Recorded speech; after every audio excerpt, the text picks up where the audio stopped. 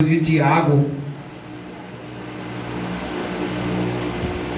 Glória a Jesus. Livro de Tiago, capítulo 4.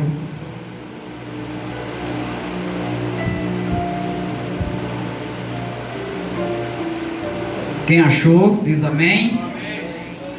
Livro de Tiago, capítulo 4, verso 3 ao 10. Vamos esperar, tem alguém procurando ainda ali? Glória a Jesus. Depois de Hebreus, Tiago, depois vem 1 Pedro.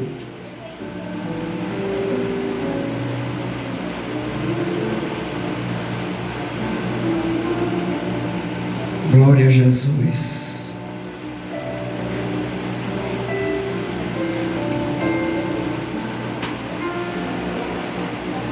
Livro de Tiago, capítulo 4, verso 3 e diante, a palavra do Senhor nos diz assim essa noite: pedis e não recebeis, porque pedis com um motivo errado, para gastardes em vossos prazeres. Infiéis, não sabeis que a amizade do mundo é inimizade com Deus? Quem quer ser amigo do mundo faz-se inimigo de Deus. Ou achais que a Escritura em vão afirma: o Espírito que Ele fez habitar em nós, com zelo, anseia por nós, mas Ele concede graça maior. Por isso diz: Deus resiste aos soberbos, mas dá graça aos humildes. Portanto, submetei-vos a Deus, resiste ao diabo e ele fugirá de vós. Aproximai-vos a Deus e Ele se aproximará de vós. Purificai as mãos, pecadores, e limpai o coração, vós sois hesitantes. Aflige-vos, lamentai e chorai. Tornai-se o vosso riso em pranto e a vossa alegria em tristeza. Humilhai-vos diante do Senhor, e Ele vos exaltará. Aleluia, glória a Jesus. Podem sentar, glorificando o nome do nosso Senhor, porque Ele é maravilhoso e fiel. Não irei mais orar, nosso pastor já orou. Irmãos, conhecendo a Deus, a gente nos conhece, mas a gente cada dia mais temos que nos aproximar de Deus para podermos conhecer mais a Deus. Sem nos aproximarmos de Deus, nós não temos como conhecer a Deus. Temos? Cada vez mais fica difícil de conhecer a Deus sem nos aproximarmos dele. Nós sabemos que somos falhos, somos pecadores. Nosso instinto é pecaminoso. Mas cada vez mais que você confessa que é pecador, que não merece, que se humilha nos pés do Senhor, é que Ele vai lhe exaltar. Então temos que conhecer a Deus por simples motivo, por Ele nos amar de uma forma tão grande que Ele morreu na cruz do Calvário por mim e por você. Eu estava lendo esse livro, esse capítulo do livro de Tiago hoje, e Deus colocou no meu coração e disse assim: será que meu povo me conhece como eu conheço o meu povo? Será que meu povo está me conhecendo verdadeiramente como eu conheço desde o ventre antes deles nascerem? E eu me peguei pensando e dizendo: Senhor, como a gente é falho, como a gente é pecador, como não merecemos, como não sabemos nem pedir. No texto diz que quando pedimos às vezes com soberba em nosso coração, para nossa própria vaidade. E tudo passa. A vaidade passa, a mocidade passa, a infância passa, mas Deus permanece para sempre. É a única coisa que passa. Porque quando nós vamos ver, nós éramos criança. Depois somos adolescentes. e não passou. Da criança para a adolescência, e da adolescência depois tornamos adulto e não passou. Depois do adulto envelhecemos. Tudo passa. Tudo é vaidade, menos a presença de Deus, menos Ele em nossa vida. Eu anotei 4 princípios. Primeiro princípio: Deus ama você e tem um plano maravilhoso para a sua vida. Por quê? Lá no livro de João, capítulo 3,16, diz: porque Deus amou o mundo de tal maneira que deu o seu Filho unigênito, para que todo aquele que nele crê não pereça, mas tenha a vida eterna. Todo aquele que nele crê tem a vida eterna. Esse é o amor que Deus tem por mim e por você. E qual é o plano de Deus para mim e para a sua vida? João 10:10, Cristo afirma: eu vim para que tenha vida e a tenha com abundância. Porque antes de Cristo nós não tínhamos vida, nós éramos mortos. Deus nos criou, Deus criou Adão perfeito, a semelhança de Deus, colocou Adão no jardim, e Adão tinha poder sobre tudo aquilo que Deus criou, sim ou não? Até o nome dos animais obedecia a Adão. Todos os nomes quem deu foi Adão, está no texto, Gênesis. Mas Adão caiu, Adão pecou, e consequentemente o pecado veio a morte. Mas Deus deixou de nos amar? Não. Deus deixou de ter um propósito para mim e para a sua vida? Não. Nunca isso vai acontecer. Mas temos que reconhecer que somos pecadores, que sem Jesus, quando a gente diz eu posso, eu quero e eu tenho, você não tem nada, você não pode nada e você não faz nada se você não estiver na presença do Senhor Jesus. Porque tudo Ele pode, tudo Ele faz, tudo. Ele é o mesmo que foi ontem e hoje, Ele continua sendo o mesmo, porque Ele continua sendo Deus e nunca vai deixar de ser o meu Deus, o seu Deus. Ele nunca vai deixar de me amar e amar a você. Glória a Deus. Segundo princípio que eu botei: o homem é pecador e está separado de Deus. Nós, quando reconhecemos isso e nos humilhamos por isso, que estamos separados de Deus, é que Deus, naquele grande dia, vai nos exaltar, porque somos falhos, somos pecadores. Romanos 3:23: pois todos pecaram e carecem da glória de Deus. Nós carecemos da glória de Deus. Por que carecemos? Porque foi um favor imerecido que Jesus deu a mim e a você. Algo que você não merece, você recebeu, eu e você recebemos. Um favor imerecido que não era para nós recebermos. Se você analisar, nós não temos esse direito de receber, mas Jesus quer que você receba. Por que Ele quer? Porque Ele morreu na cruz do Calvário por mim e por você. Nós todos somos pecadores, nós todos nos separamos de Deus. Quando Adão pecou, consequentemente se separou de Deus. Deus o expulsou do paraíso e fechou as portas para ele não entrar mais, sim ou não? E ele foi separado. Mas o outro Adão, o segundo Adão, o único que nos salvou, veio à terra para nos ligar a Deus, sim ou não? Através do seu pecado, Ele pagou o preço na cruz do Calvário, Ele derramou o sangue. Para a amada igreja entender, antigamente pegava-se um cordeiro, O sacerdote olhava se era perfeito, sacrificava pelo pecado do ser humano, pelo meu e o seu pecado. Ia no Santo dos Santos e pedia a Deus por você, pelos seus pecados.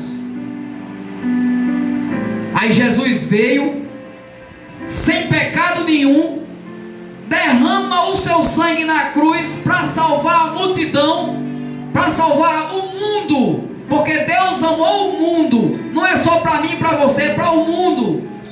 O véu do templo se rasgou, você tem livre acesso a Jesus, por causa de Jesus.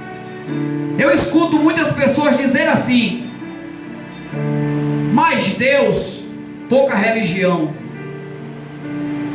Mas se você entender, o problema é que muitos seres humanos tratam a religião errada e faz coisas erradas dentro da religião. Mas Deus criou a religião para me ligar a Ele, para ligar você a Cristo. Porque o que significa religião? Vem da palavra grega que significa religue, religar o homem a Deus. E os seres humanos é que faz algo errado. Por isso que existem muitas pessoas dizendo: fale mais de Deus e pouca religião, mas sem entender o que realmente significa religião. Você tem uma religião, não é com o homem não, você tem uma religião com Deus. Você está ligado ao Pai. Jesus disse: tudo que ligares na terra será ligado no céu. Então é uma religião, é uma religação do ser humano com Deus através de Jesus. Porque sem Ele, nós nunca iremos ser ligados. Hoje no mundo virtual, é uma conexão. Quando você desliga o cabo, você está desligado do Wi-Fi da internet, não é? Você não está desligado? A mesma coisa, nós vivíamos desligados de Deus. E Jesus veio na terra e disse: ei, eu vim morrer por mim e por você. Ele disse: ei, eu vou morrer por muitos. Então eu estou a partir de agora ligando você diretamente com teu Pai. Isso é muito lindo, porque sem Jesus a gente não consegue nada. Aleluia. Irmãos, lá no livro de Romanos, capítulo 6, verso 23, diz assim: porque o salário do pecado é a morte. Então o pecado, ele tem um salário dele, é a morte. Quando Adão pecou, instintivamente veio a morte. Por quê? Porque você acha que aquela roupa que Deus fez para Adão e Eva, não teve que matar ninguém para aquelas roupas existirem? Lá no texto diz que Adão e Eva se cobriram com folhas de figueira. E quando se escutaram a presença de Deus no paraíso, eles se esconderam porque estavam nus. E Deus procurou Adão e disse: onde é que tu estás? Eu me escondi porque tive medo, porque eu tive vergonha, porque estava nu. E no texto diz que Deus fez roupas para Adão e Eva. Foi matado algum animal para ser feito roupa de pele? Foi. Se você prestar atenção no texto, você sabe que foi. Porque como é que ia fazer uma roupa de uma pele de um animal e deixar um animal vivo? Foi o primeiro sacrifício que aconteceu pelo pecado. O ser humano peca e quem sofre foi o animal. O ser humano pecou e quem sofreu foi Jesus Cristo para dar vida a você e vida com abundância. Porque nós pecamos, nós se desligamos de Deus. Deus não tem culpa em nada, mas nós seres humanos temos toda a culpa do mundo. E mesmo assim Deus amou a mim e a você e nos salvou. Irmão, terceiro propósito: Jesus Cristo é a única solução de Deus para o homem. É a única. Todo aquele que crê em Jesus Cristo e for batizado será salvo. A maior bênção que a gente tem na vida da gente é naquele grande dia a gente estar com Jesus no céu. É a vida eterna. Aquilo que Ele nos prometeu, foi a única coisa que Ele nos prometeu, foi a vida eterna. Mas para isso temos que ser fiel a Ele. Temos que ser fiel. Se a gente não for fiel, a gente não vai conseguir a vida eterna. Vai conseguir? Não vai. Por que a gente não vai? Porque somos falhos, a qualquer momento estamos errando. Mas a partir do momento que somos fiel a Deus, nós vamos chegar lá, aquele grande dia. Romanos 5,8. Mas Deus prova o seu próprio amor para conosco pelo fato de ter Cristo morrido por nós, sendo nós ainda pecadores. Se você ler esses textos, é lindo, porque nós precisamos de Deus, nós precisamos de Jesus. Quando Ele se deu na cruz, que Ele foi chicoteado, foi carregado, foi humilhado, carregou aquela cruz, foi crucificado, Ele estava pensando na humanidade. Fizeram uma proposta para Jesus: ei, se tu és realmente o Filho de Deus, salva tu e a mim. Um dos ladrões da cruz. E Jesus em nenhum momento questionou em descer. Jesus em oração, quando estava, disse: Senhor, se for da tua vontade, passa de mim esse cálice. Mas em nenhum momento Ele quis passar o cálice dele. Quando Pedro disse: Senhor, eu não deixarei que tu faça isso, Ele disse: sai de ti, Satanás. Porque Ele sabia que o único ser que não queria que Ele morresse na cruz pelo ser humano era Satanás. Porque Satanás sabia que ia ser vencido por Jesus. Quando Jesus se deu naquela cruz por mim e por você, o sangue carmesim que salvou milhões e salva até hoje milhões de pessoas. Então temos que entender que para nos ligarmos a Deus temos que abandonar o mundo. O texto diz: aleluia. Aquele que ama o mundo tem inimizade com Deus. Como é amar o mundo? Hoje nós vemos muito pessoas querendo trazer o mundo que está aí fora para dentro da igreja, para segurar pessoas dentro da igreja. É pagode gospel, é forró gospel, é não sei o que gospel, e acha que tudo agrada a Deus. Não agrada. Infelizmente não agrada. Aquele que acha que vai trazer as coisas do mundo para segurar crente dentro da igreja, está errado. Quem segura crente dentro da igreja é Jesus, que morreu por mim e por você, e mais ninguém. E se você acha que o mundo tem mais coisas para você do que Jesus, então volte para o mundo. Não é palavra de conforto. Eu não vou agradar o ego de ninguém. Eu vou falar aquilo que Jesus mandou. Se você acha que o mundo é mais atrativo, então volte para o mundo e esqueça Jesus. Ou você se entrega de corpo e alma, ou esqueça Jesus. Mas eu garanto a você que mesmo você esquecendo Jesus, Ele nunca vai esquecer de você. Nunca. Ele vai esquecer de você de forma nenhuma. Porque mesmo a gente fazendo as coisas erradas e não servindo a Jesus, Ele ainda nos salva. Ele ainda nos cura. Ele ainda nos liberta. Ele ainda nos dá a chance de voltar para os pés de Jesus. Mas porque somos falhos. Todo mundo pode errar a qualquer momento. Ninguém pode olhar para o irmão e dizer assim: ó, caiu. Tem que chegar para o irmão e dizer assim: meu irmão, você caiu, mas vou lhe ajudar a levantar.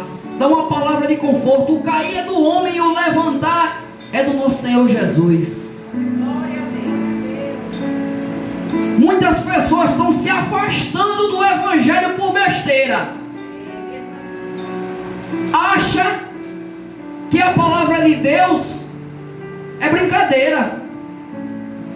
Por causa de qualquer coisa estão se afastando. Agora eu digo uma coisa, amados irmãos. Quando a gente se espelha no homem, a gente cai. Mas a partir do momento que você tem uma rocha, que é Jesus Cristo, e você está firmado os seus pés nele, não tem ninguém que faça você se afastar de Jesus. Não tem ninguém. Então, eu quero perguntar, amada igreja, hoje, você está edificando a sua casa sobre uma rocha ou sobre a areia? Porque os ventos vão bater, a chuva vai vir. E se for sobre a rocha, está firmada. Mas se for sobre a areia, vai cair. E a queda vai ser grande. Não adianta cavarmos um buraco pequenininho e colocar só um pé e o outro ficar fora, não. Porque quando o vento vem, ele vai derrubar você, porque você não tem posição de ficar firme.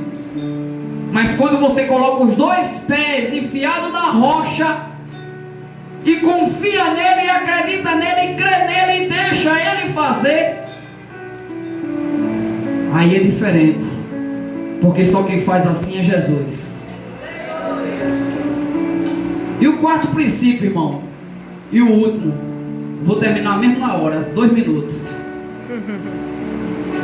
Precisamos receber a Jesus como Salvador e Senhor por meio de um convite pessoal. Qual o convite pessoal? Quando você convida Jesus Cristo, Deus, o Espírito Santo para entrar na sua vida, Ele faz transformação, sim ou não? Sim. Então, cabe a você convidar a Jesus e dizer assim: Senhor, eu não consigo sem Ti, entra na minha vida e transforma, e faz a transformação. Você tem que pedir.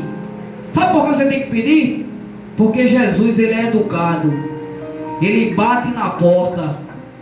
Aquele que abrir, Ele entra, e Ele ceia comigo e com você. Mas se Ele está batendo a porta e você não atende, não abre, ou não convida para entrar, Ele não vai entrar. Aqueles 2 servos que iam de Emaús, lá no livro de Lucas, capítulo 24, eles andaram com Jesus. Eu preguei essa mensagem aqui sem saber que era Jesus. Falaram de Jesus para Jesus e convidaram Jesus para entrar na casa deles.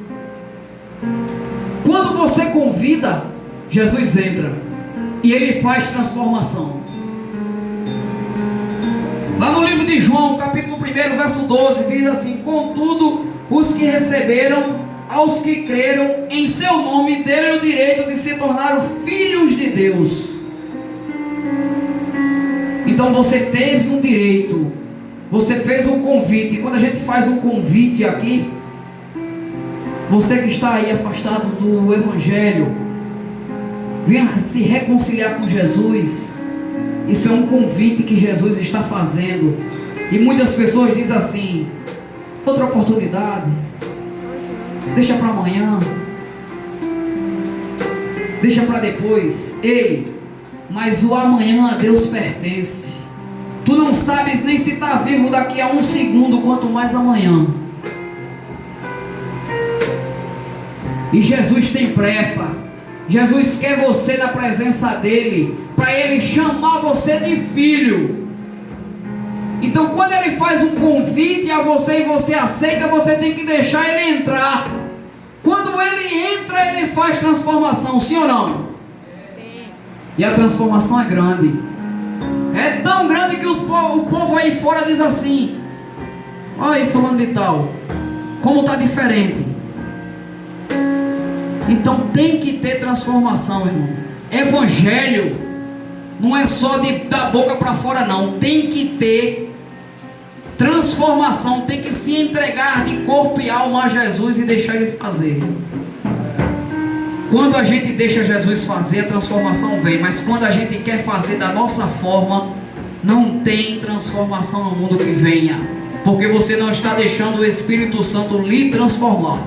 Amém, amada igreja? Amém. Já vou terminar.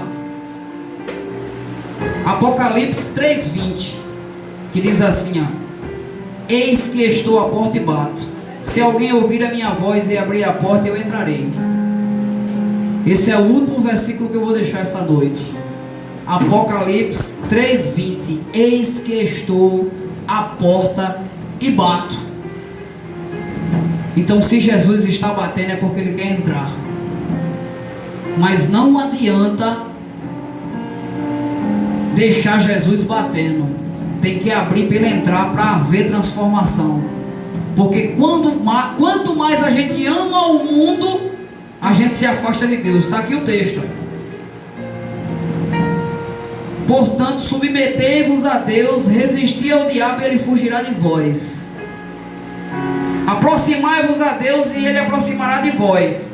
Purificai as mãos, pecadores, e limpai o coração, vós que sois hesitantes. Então, cada vez mais que a gente se aproxima de Deus, a gente se afasta do inimigo.